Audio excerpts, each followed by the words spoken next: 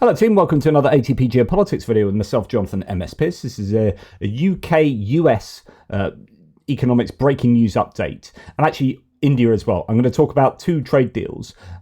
The India trade deal with the UK is interesting in one aspect particularly because there's a lot of disinformation and misinformation out there concerning that, and I just want to iron out one particular part of that. But we're going to concentrate mainly on the trade deal with the US that's just taken place. This is the first of what's hoped to be many trade deals that the US is going to sign. They set themselves sort of 90 days, a 90-day pause on the tariffs to sort out all these trade deals, maybe 90 deals. Of course, trade deals normally take a year and a half, 2 years, sometimes many years. In fact, the UK has been waiting to do a trade deal with the US since leaving the EU, since 2016 Brexit. So you could argue this is 9 years in the making. I wonder whether there was already a kind of skeleton in place that enabled the UK to be able to do this slightly more quickly. The UK is the 11th biggest trading partner with the US, representing 3%, I believe, of the of US imports, and so that is, or is that 3% of US exports? That could be anyway. So it's not particularly important for this, but we're not exactly the biggest nation to be doing trade deals with regard to the US, but also not the smallest. And actually, I think it's interesting that UK is the first one there. Some people are being critical who are outside of the US, saying, hey, hang on, we see the US as this big kind of bully, and now the UK is the first nation to go and capitulate to the US and sign a trade deal, and that means that everyone else has to go and sign a trade deal, etc., etc.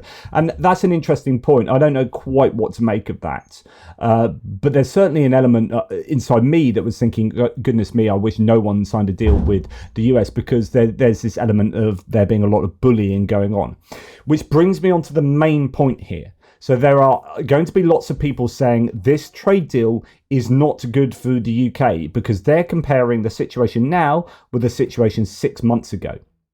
What you want to be doing is comparing the situation now with the situation yesterday. Right. We are not going to have as good a situation in the UK as we had 6 months ago, precisely because Trump has come in as president and has started a trade war with everyone. So he's basically bullying the rest of the world to improve the trade situation from his own point of view, from the American point of view, because he can, because the US is this massive behemoth of massive economic behemoth. This leviathan of trade, if you like. And so they are in a position to be able to strong arm the rest of the world. And that means that everyone's trade situation will be, I think, worse off with regard to the US compared to 6 months ago. And you could say from the US point of view, then, hey, that's good. Trump is doing the right thing. He's looking after the US's interests.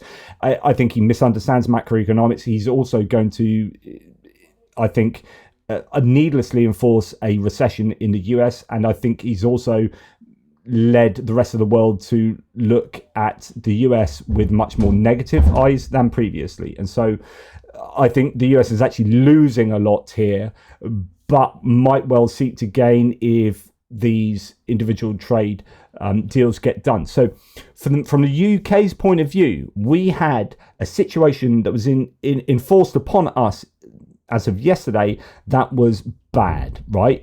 Like the US had come along and said, right, we're going to put 10% tariffs on the UK, but actually 27.5% tariffs on car and steel and stuff.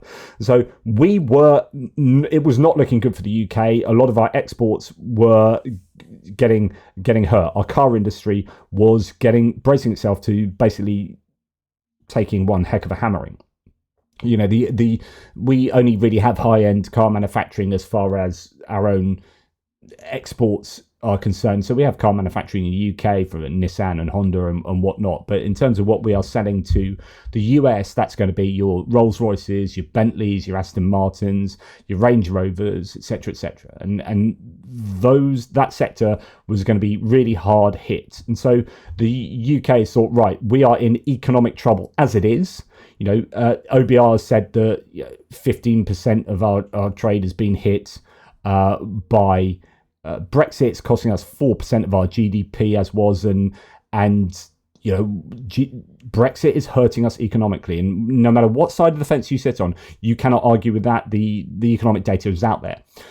So we need to be trying to mitigate that. And then when the US comes along and starts a trade war with the entire world, we're then double shafted. And so the UK has been very quick to go and try and sort something out here. What that has meant is that we've got and it's very early days at the moment, but I think the trade deal is all right, but it's not going to put us into a position that is the same as what it was 6 months ago. It's going to put us into a better position than it was yesterday. And that's kind of all you can really hope for, I guess. So what has taken place? Well, landmark economic deal. This is a statement from this is a press release from the Department of Business and Trade. So the main kind of headlines are Britain secures the first US trade deal protecting British business and British jobs. They say this is obviously from the government's point of view. Second landmark deal in Britain's national interest in a matter of days following the India deal, and more on that a bit later. Prime Minister delivers on his promise to save the UK steel and car makers, saving thousands of jobs across the country. That's the key headline, I think. US tariffs on automotives immediately slashed from 27.5% with steel and aluminium reduced to zero. That surprised me. Okay, so Trump keeps talking about aluminium and steel, saying we want to, and he talked about this with Mark Carney in the Oval Office the other day, and saying we really want all of our aluminium and steel to be made here. And so to slash the tariffs from the UK to zero at a time when our steel industry is on its knees, and the UK government, the Labour government's had to come in and essentially nationalise British steel, and is now trying to get as much sort of coke from around the world, particularly from Australia, I believe, to keep those furnaces going. But then they're actually employing more. So news I was reading last night is that actually the UK steel industry is now looking to employ more people as things are maybe looking better already. Now, that's really interesting. And then for the tariff to be slashed on steel, that's excellent, right? So I'm going to try and be objective here, because I am more pro-Labour than I am pro-Conservative, right? I sit naturally centre-left. Probably centrist in economic terms, broadly speaking, and more left-wing on social issues. So with that in mind, I'm likely to have a kind of bias for this I'm going to want this to work, right? So I need to be mindful of my own biases. But I actually think the UK's probably done an all right job here. And one of my biggest worries might not be a worry, actually. So, but we'll come on to that in a second. So the US tariffs on automotives immediately slashed from 27.5%, I think, to 10%, and steel and aluminium to zero. Unprecedented market access for British farmers with protections on food standards maintained.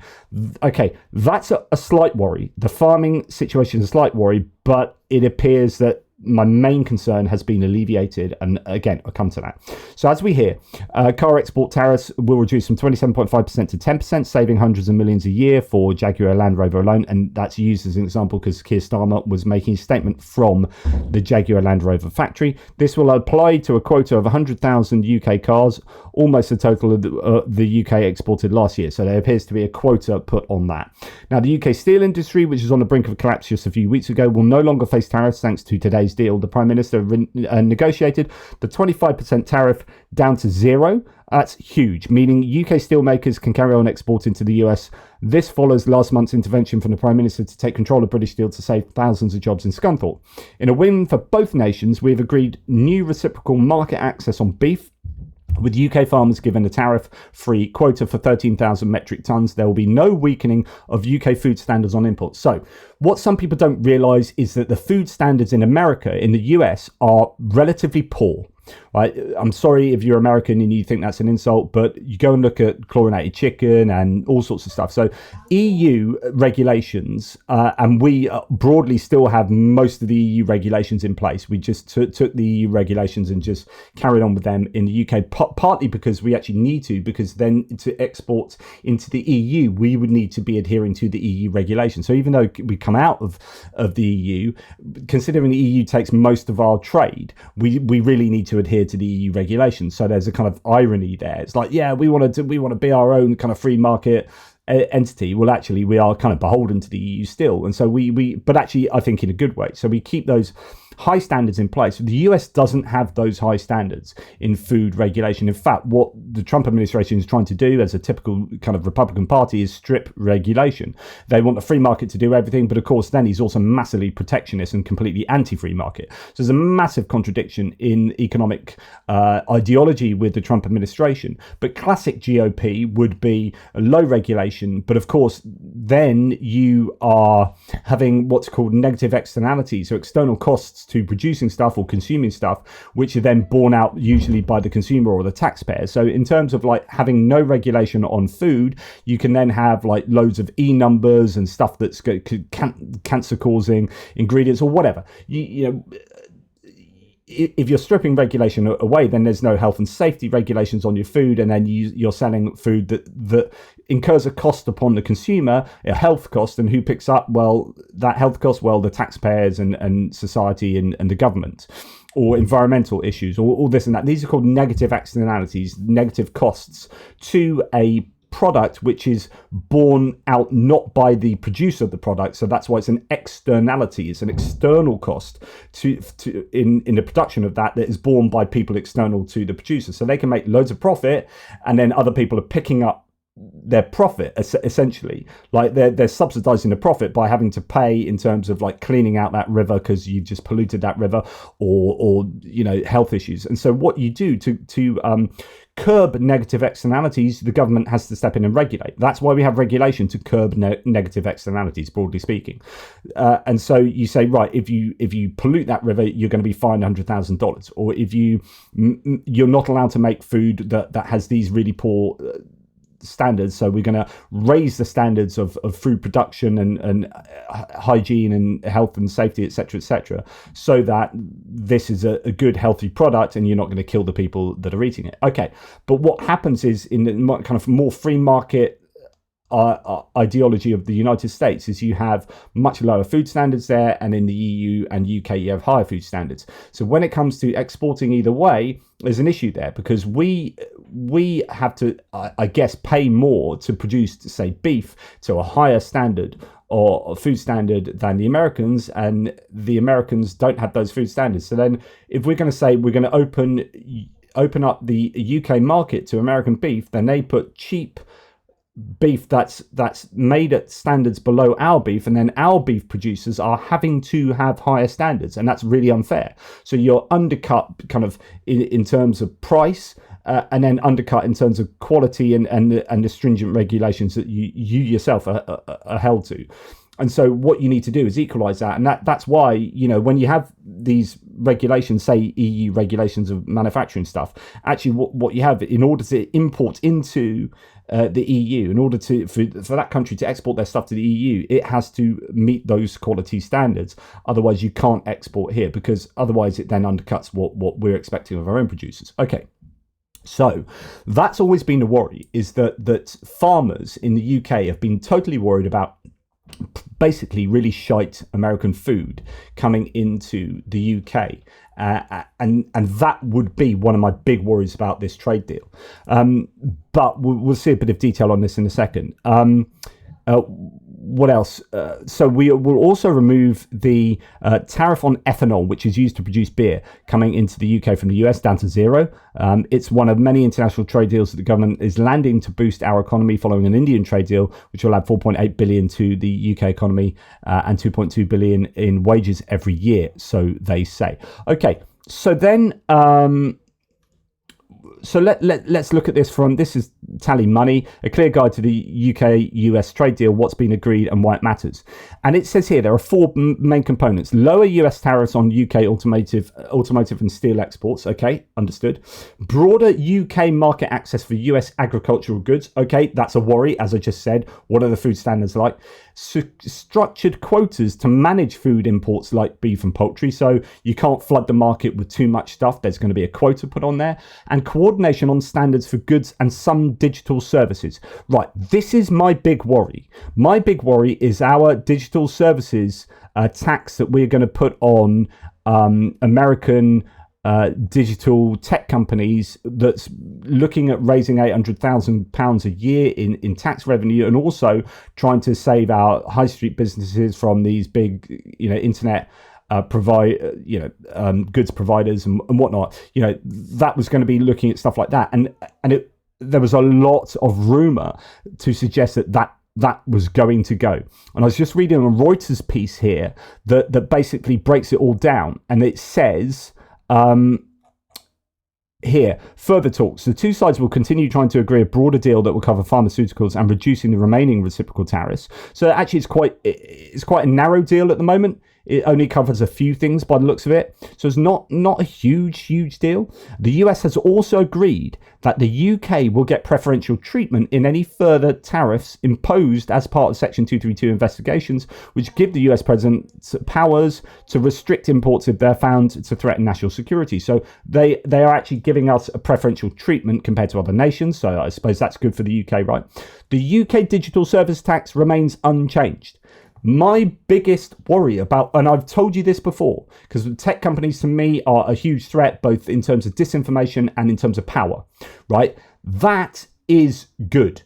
So overall, I'm super happy that has not been affected, if that is indeed the case, right? So then we have. It's important to understand there's still a basic 10% tariff, as according to US Commerce Secretary Howard Lutnick, on that would remain in place on most goods, and that is bad, and at least for UK producers, right? So that's a challenge, and again, what I said prior to this agreement in previous weeks, since this trade war started, is this is going to be a case of damage limitation, and this trade deal is damage limitation. Don't compare it to 6 months ago, compare it to yesterday. How we want the least worse that we can get, knowing that it's still going to be worse than 6 months ago. So we want the least worse, and I think they've probably done a fairly good job of getting us to a point that's better than yesterday, but it's not going to be perfect, but it's never going to be perfect, because the US is going to be demanding stuff, and we are the minnows and US are the sharks. So we, especially out of the EU, have very little bargaining power compared to what we would have had done as part of the biggest trade bloc on earth. When you're the EU, you're looking a lot stronger there. Well, actually, there is talk that Trump has said that it's looking. Has it got it here? No, somewhere else. Trump said it's fallen into our laps, this UK trade deal. It was a lot easier than the one we're doing with the EU. EU will be much more complicated than the UK one, and the UK one looks fairly narrow, as mentioned. Car tariffs we already understand, with a quota.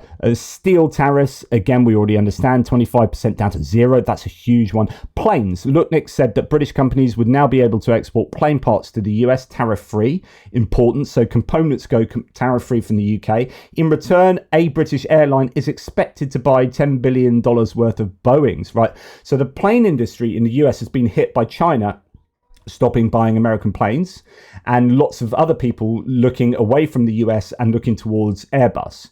So the UK here, this is, I'm guessing, right, but this could be a decent bit of leverage from the UK, which is we're going to be buying Boeing anyway. Like, so, I don't know, let's say it's British Airways is the entity involved in this. So say British Airways is going to buy $10 billion of Boeing, but now the tariff's been put up there, they're looking at getting Airbus.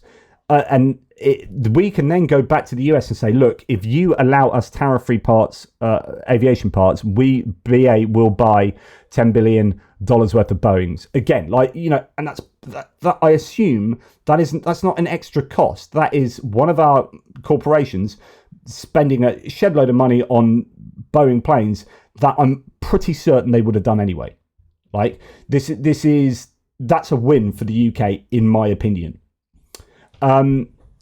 Agricultural tariffs, and this is where there could be some worries. So the British government said there would be reciprocal market access on beef, with British farmers giving their tariff-free quota of 13,000 metric tons. Britain will also remove tariffs on US ethanol. So just look at this a little bit in a little bit more detail. We have where is it?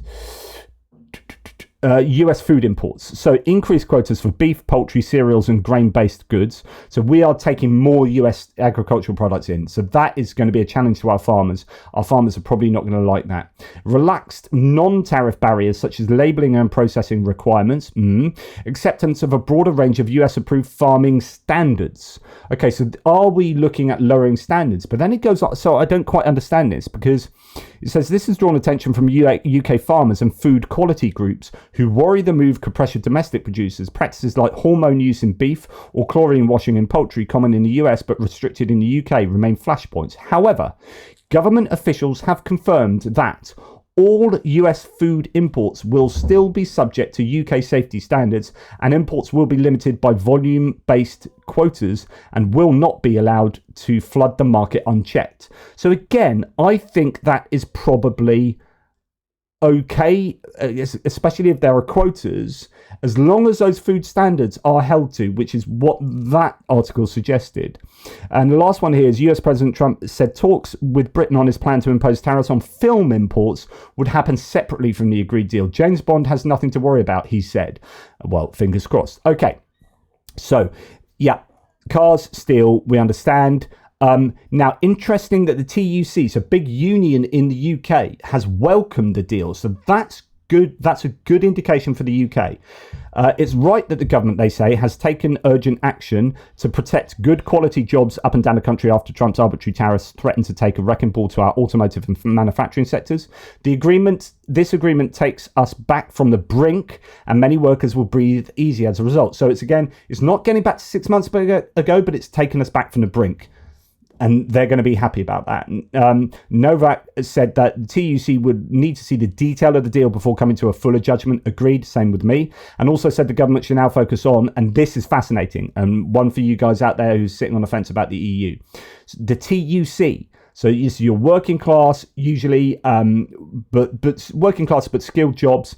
The representation of those people, and many of those voted against staying in the EU, voted for leave. The TUC is saying securing closer trading relationship with the EU should be the government's focus. And that's absolutely true. Like, we absolutely need that. Now, Kemi Badenoch, the leader of the Conservative Party, and Nigel Farage, I'm sure will follow suit, is coming out and slagging this off, as you would imagine. When Labour negotiates, she said, Britain loses. We cut our tariffs, America triples theirs. Keir Starmer called this historic. It's not historic. We've been shafted. So she then releases this, that new market access is for 5 billion exports, tariff revenue, 6 billion external revenue. UK tariffs were 5.1%, now 1.8%. US tariffs are now 10%, going up from 3.4%. We actually had very low tariffs, and there are still 10% tariffs on everything else. But Kemi Badenoch is not really appreciating here that, yet the US is imposing that, and we are not going to get the tariffs down from 10% to where they were. And that's the whole point of them doing this. Like, we lose. The UK loses no matter what happens. The question is, can we lose the least amount possible out of just outright losing? And that's very hard to know, because you don't know what alternatives there could have been. But this is certainly, I think, better than some iterations in my mind of what this might have been. My opinion is that Kemi Badenoch is being slightly unfair here. But, you know, we'll see. In fact, it says the Guardian here, the UK was shafted in early April, and this is the point. So this is so well put. That's why I highlighted this. This is exactly the point. This is a case of the least worst. We were already shafted. It's how do we get the least shafted? In fact, the UK was shafted in early April when President Trump announced his global tariffs. Today's outcome amounts to a partial unshafting. Really well put, but not a total one, as Keir Starmer sort of accepted during his Q&A. So that's it. Like, we are screwed. Can we get ourselves less screwed? Yes, this is it. So it then says, when Trump announced his global tariffs, the Tories issued a news release saying this was disappointing news, but they criticised Labour for not negotiating exemptions. And they said Britain was getting a Brexit bonus because its tariffs were lower than the EU's, a situation that lasted only a week because Trump subsequently suspended the additional tariffs that applied to the EU. The point here is that at the time of Trump putting tariffs on us, the Conservative Party was saying, oh, how cool are we? We are getting lower tariffs than the EU, who were getting at the time, I think 20% or 25%, something like that. We were getting 20%. We were getting 10%. And we're like, yeah, that's our Brexit bonus. And then he reduced the EU's to 10% as well. But it's the idea that, yeah, look, we're doing all right from this. And now they're saying that all right is not good enough. So now there's a kind of a bit of a double standard there from Kemi Badenoch. I don't know if there's a few other bits I wanted to just point out. So TUC, farmers as well. So NFU, National Farmers Union, says two agricultural sectors having to bear a heavy burden to allow removal of tariffs in other sectors. And this is a fair point, right? So I think the agricultural sector are probably, that's exactly right, are bearing the burden. So we've had, like, if you're a government, you're fighting for farmers, but you're fighting for steel workers and car manufacturers and everything, right? And it's a case of like, okay, we'll give you a little in the agricultural sector in order to take some back in the automotive sector. And I think that's absolutely right from the NFU to say this. And they might feel aggrieved. Farmers will feel aggrieved. Because I don't think the UK is going to be exporting as much to the US as the US might import into the UK. Right. So the NFU president said, for several years, we campaigned with the UK's agricultural attaches in Washington for market access for British beef, a product globally respected for its quality and strong environmental credentials. These efforts have contributed to enabling the UK government to secure ring-fenced access for British beef exports to the US. However, the inclusion of a significant volume of bioethanol in the deal raises concerns for British arable farmers. We'll be engaging closely with our members to help them understand and prepare for the potential impact. Our biggest concern is that two agricultural sectors, beef and ethanol, have been singled out to shoulder the heavy burden of the removal of tariffs for other industries in the economy. While we understand this, we also know that today is the start, not the end of the process, and UK agriculture cannot continue to shoulder such imbalances in future negotiations. That's a mature response from the NFU, and it shows a real understanding of the predicament the government's in. Is like, yeah, you're robbing Peter to pay Paul in order to get as much out of this as we possibly can, and the UK agricultural sector probably has shouldered a lot of the burden there. What else is trade deal has not involved concessions on digital services tax. Okay, so Douglas Alexander has been speaking in Parliament. He was going to suspend it until Monday, but because lots of people had gone home, but the Speaker, Lindsay Hoyle, made him do it, and he said, what's he said here? He regarded the trade deal as a matter of job saved, not job done. But he also said that in getting a deal, Keir Starmer had succeeded where two previous Conservative PMs had failed. And this is actually true. We have got a deal, and we've got it in record time compared to 9 years and several prime ministers not being able to get a deal. So actually, Labour should, I think, be able to hold their head high here for getting a deal and being the first in the world. Like, really, that is quite impressive. In response to, but the question is, should we have done a deal at all? Well, if you're trying to improve the lot of the UK compared to what it was yesterday, then I suppose yes. In response to calls for MPs to get a vote on the trade deal, so there are people like Ed Davey, who's the leader of the Liberal Democrats, one of the opposition parties, has been saying any trade deal should be voted on in Parliament. To which Douglas Alexander confirmed there were no plans to change the current arrangements, which do not require a vote. So it's not required.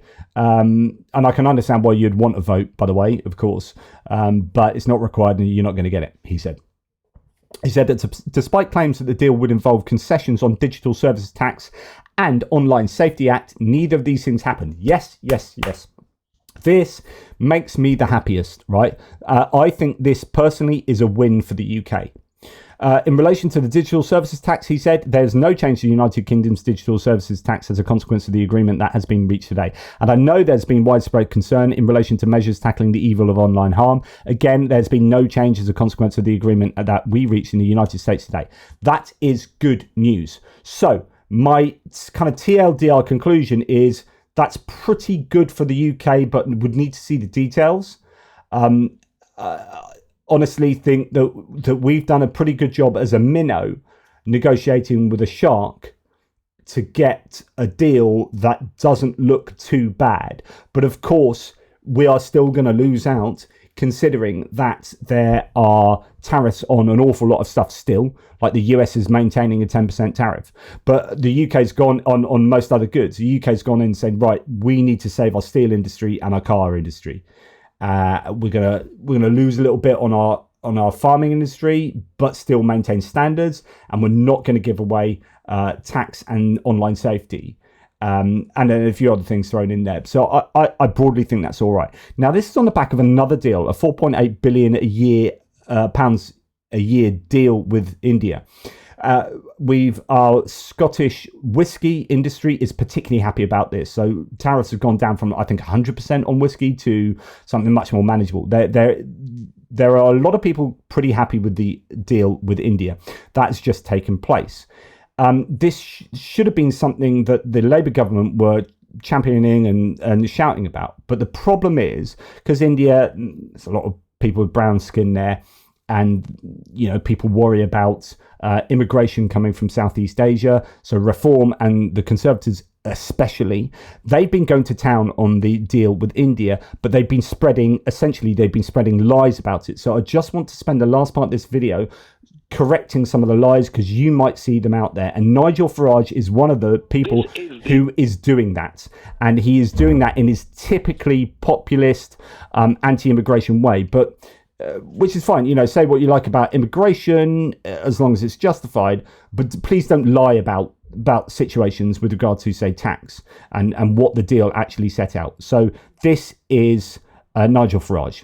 This is the most astonishing deal. I cannot believe the sheer stupidity of this Labour government. This undercuts British workers. And you think of it, a big multinational employer can bring Indians into work in Britain, not pay employers national insurance, but the bloke running your local pub has just had a massive tax hike for all the staff that work for him. But let's look at it globally, Mr. Farage. As you'll be aware, the India economy's growth, 6.7%, outpacing India, the population 1.4 billion. Its economy, the fourth largest in the world. Why would you not want to do a deal with a country of this size, Mr. Farage? Nick, my pension funds, my SIP pension funds are heavily invested in India. I'm very bullish about India. I bitterly regret the fact we've neglected our relationship with India for far too long. So yes, of course we want to have good trade relations with a booming economy. Of course we do. But you do not, to have free trade, need to surrender British workers on the altar of this. And it is unfair, it is wrong. And I tell you something, I think this Labour government had made a massive mistake here.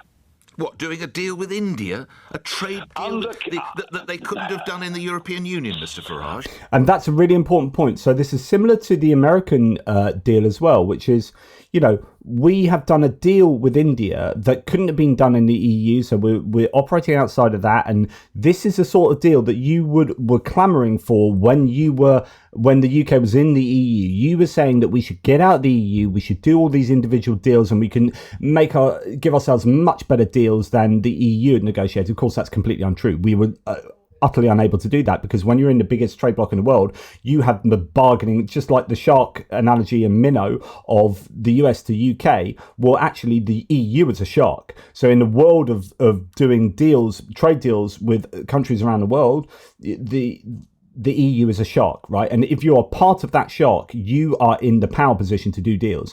We then opted out of that. We voted out of the EU, and that meant we had to renegotiate all these trade deals that we had on the back of the EU trading bloc. And we went out and did a trade deal with Japan and Australia and New Zealand, and literally the Conservative diplomats or the Conservative politicians who were doing those deals admitted afterwards that they were bad deals. So we couldn't even do a good deal with Australia and New Zealand, with smaller economies and smaller populations than ours. We ended up doing bad deals with those countries. But now we've done a deal with India that looks, I think, fairly good. But we're just going to concentrate on this tax part that Farage is going nuts about. We are discriminating against British workers through the tax system, a two-tier tax system for big employers and for individual employees. It is scandalous beyond belief. Scandalous beyond belief. So he's absolutely going nuts about this. So Nigel Farage erupts, says the Daily Express, at Labour's betrayal of British workers' two-tier care. He said he slammed the government's new trade deal with India amid fury about new tax exemption for Indian workers. He's saying it's 20% cheaper to employ Indian workers than British workers thanks to a major new tax concession. Now, this is incorrect, right? It's really problematic what he's saying.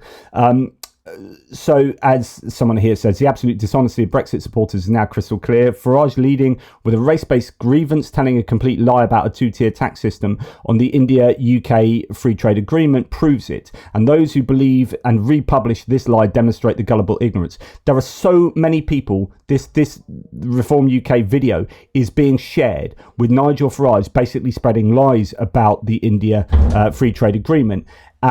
And you've got here India trade deal. Why Badenoch? So Kemi Badenoch's also got onto that as well, and is saying the same thing as Farage. Why Badenoch and Farage are wrong about two-tier taxes, and HuffPost puts it right. And actually, Keir Starmer described their attacks as incoherent nonsense in the House of Commons the other day. It's just like he was like, this is not understanding what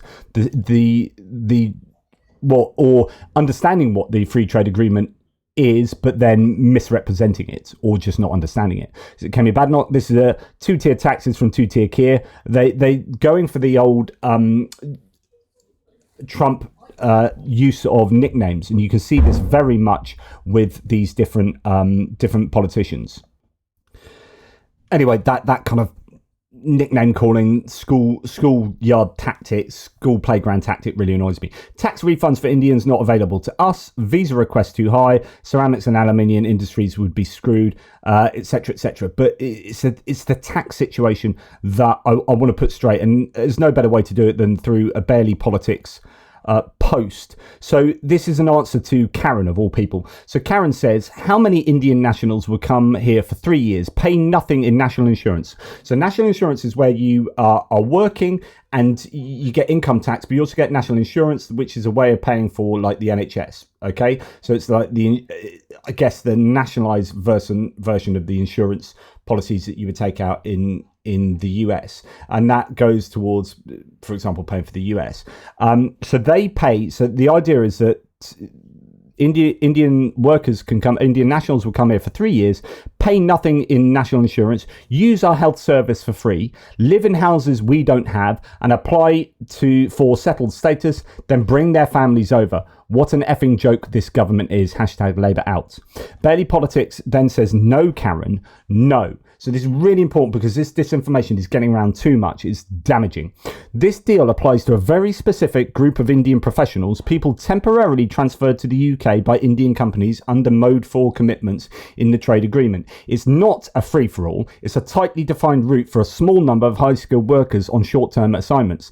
They won't be using the NHS for free. They'll be paying £1,035 per year through the immigration health surcharge on top of their income tax. The exemption from national insurance is part of a reciprocal arrangement to avoid double taxation, something the UK already has with more than 25 other countries, including the US, Canada, Japan, and the entire EU. Like, this is basic trade deal stuff. The idea is that when you go to another country and you're working for, so say I'm British and I go and work in France for a British company in France, I pay my taxes to the UK rather than France, essentially, in certain ways. So I keep having to pay the UK because I'm a UK citizen. I'm just working abroad on a temporary contract. So I still pay my national insurance contributions. And when a French person comes to the UK, they don't have to pay their national insurance contributions. They pay that back to France. That's a reciprocal agreement. They won't be applying for settled status either because they can't. These visas don't lead to settlement. They're capped, conditional, and time limited. To remain long term, they'd need to switch to a different visa category, one that requires 5 years of continuous residence, ongoing visa fees, another £1,035 per year for NHS access, and no guarantee of success at the end of it. As for bringing their families, separate applications, separate fees, separate restrictions. So no, Karen, not a single point of what you've breathlessly ranted about is is true, but thank you for your vivid example of how to example of how misinformation flourishes when facts are ignored and rage is a currency of choice. It's just so well put. So Kemi Badenoch, interestingly, the Indians have come out and said that Kemi Badenoch, the leader of the opposition who's been slagging off the Labour government for agreeing this trade deal, had agreed to that trade deal herself. A Conservative leader talking, quote, rubbish after denouncing the national insurance carve-outs. That's coming from the Indians who did this deal themselves. Just incredible. So she comes out and slags off the deal, but she had actually agreed to it with Indians in some kind of manner, some form. So just another point here, and this is answering Robert Jenrick, who ran for the leader of the Conservative Party against Kemi Badenoch and lost. He said this trade deal means Indian workers here for less than 3 years will not pay national insurance in the UK. Starmer has hiked national insurance on Brits while giving an exemption to Indian migrants. British workers come last in Starmer's Britain. Which again is just not understanding how that is standard for all reciprocal trade deals, and British people can go and work in India and they won't have to pay that into India, right? So Barely Politics again says, so everyone hold on to your hats. I'm going to say something unexpected. We as a country may have just witnessed an actual tangible Brexit benefit. And no, it doesn't involve the size of champagne bottles or legally measuring a sheep using barleycorns. Reference to old Brexit arguments. It's a real trade deal with India, a big one. And instead of celebrating this rare glimmer of Brexit doing something other than economically mugging us in an alley, the Brexiteer brigade are having weapons-grade fanny wobbles. Robert Jenrick, whose grasp of policy is only rivaled by his ability to stand near whiteboards and pretend they mean something, is up in arms. Kemi Badenoch is out there having a public tantrum about visa caps and ceramics. Nigel Farage, patron saint of pub rants, has yet again flung out the phrase two-tier Keir, thinking it lands a body blow, except it really isn't. So what's the outrage? Well, according to our trio of glorified trolls, under the new UK-India free trade agreement, Indian workers posted to the UK under 3 years won't pay national insurance. As mentioned, sounds scandalous if you squint hard enough and forget content exists. But here's the thing. This isn't new. It's a bog standard social security arrangement that exists in dozens of bilateral agreements, including the ones we have with Australia, Canada, Japan and multiple other countries that Jenrick and Farage are both very quiet about. The aim is to stop workers paying social insurance in two countries for the same period of work. Imagine that, a bit of basic fairness. But instead of seeing this for what it is, a routine clause that eases cross-border work and investment, they turned it into some feverish betrayal fantasy involving brown people getting perks while good old British folks suffer. Even Daniel Bloody Hannan, so he's an arch Brexiteer, Conservative Party, used to be a Conservative Party member of the European Parliament. The pound shop Thucydides of Brexit has praised the deal for its strategic and economic value. And when he's the voice of reason in your party, you know the wheels have come off the clown car. What's actually happening here is that Labour have managed to land a trade deal that the Tories couldn't, and it sent the right into an existential meltdown because it proves their central myth wrong. Brexit wasn't a magic bullet. You still need competence, strategy and diplomatic skill to get anything done. All things a current crop of right-wing populists are in dire shortage of. But more than that, this hysteria isn't about tax law or trade deficits. It's about what happens when you promise voters an empire and deliver a Wetherspoons menu and half the page is missing. So Wetherspoons is a pub in the UK, a cheap pub, so it's pretty good beer, cheap pub, but the guy Tim Martin that's in charge of it is just an arch Brexiteer, so that's why he's chosen that. This deal, for all its imperfections, is a grown-up piece of trade policy, and it's exposed just how juvenile and unserious the Brexit ultras really are. So by all means, have your tantrum, Rob. Tweet your outrage, Nigel. Do another interview, Kemi, but just know this. You spent years demanding the UK to be free to make its own trade deals. Now we've made one, and you're furious it doesn't come with a side of xenophobia. Now, that's pretty rhetorically, there are a lot of flourishes there. But what's interesting is the similarity between criticisms of the US trade deal and the Indian trade deal, although there is a bit more, as mentioned, xenophobia, I think, associated with the Indian trade deal. But some of the criticisms are the same, which is like, hey, like Labour have gone out and made two trade deals that you couldn't do. Right? And then you criticize them even when you actually behind the scenes agreed to one of them. and then you make criticisms about it, and then actually some of your more sensible Tory politicians have actually said these are pretty good trade deals. I don't know about the American one; it's a bit early, but the Indian one, they've come out and said actually that's all right. But it's just the leaders can't be seen to say that something that the opposition's done is all right. So they have to come out and say it's all terrible. Oh my God, two-tier here, and Nigel Farage is just romping around, just spouting his usual rhetoric. And we need to be wary of that, because in that you just get a splurge of disinformation, and the Indian trade deal is a great example, or it's a great example. It's not great. It's a great example of a very bad thing, which is disinforming the public. And I think Nigel Farage is deeply irresponsible for some of the things he says very often, and he does a really good job of disinforming the electorate, and that's a real shame. So my personal view is that both trade deals are trade deals have to be good for both sides, right? So you are going to compromise in some areas to win in other areas, right? So no one goes into a trade deal saying, yeah, I'd like to be mugged, please give me a trade deal that screws me over but does you really good. Yeah, so trade deals are going to be complex, and there are areas that you're going to disagree with, and it's very easy for opposition parties to just look at the areas that you disagree with, the compromises you've had to make in order to ignore all the good stuff about it. And that's what opposition does, and I know so it always will be, but just be warned that the opposition critics of both these trade deals will be ignoring all the benefits that come from them, and will be focusing on all the negatives, when you've got to understand that a trade deal is necessarily going to have negatives and positives, because these are negotiations between two countries wanting two entirely separate things, usually in terms of sectors and advantages and so on and so forth. Hopefully that does justice. Now, it does sound like I'm really just pro-Labour and everything, and I'm not like a Labour Party's supporter, if you like. I have voted for them previously. I voted for Lib Dems. I voted for Green. I'm usually anyone but Conservative, and so therefore I'm going to be a little bit harsher on Kemi Badenoch. But actually, no, there are some Conservatives of the old school bent, so Rory Stewart, kind of sensible moderates that I really appreciate. And it's if you start going to right wing populism, that populist end of the spectrum there of the Nigel Farage type, which Robert Jenrick is and Kemi Badenoch is trying to be as well, to try and appease that side of the party, then you start getting into problematic politics and ideology, and usually problematic rhetoric as well. And that's what I have an issue with. Hopefully that's fair, but undoubtedly there'll be some of you who are spitting at the screen. Let me know with respect in the thread if you think I've got anything wrong. Take care, and I'll speak to you soon.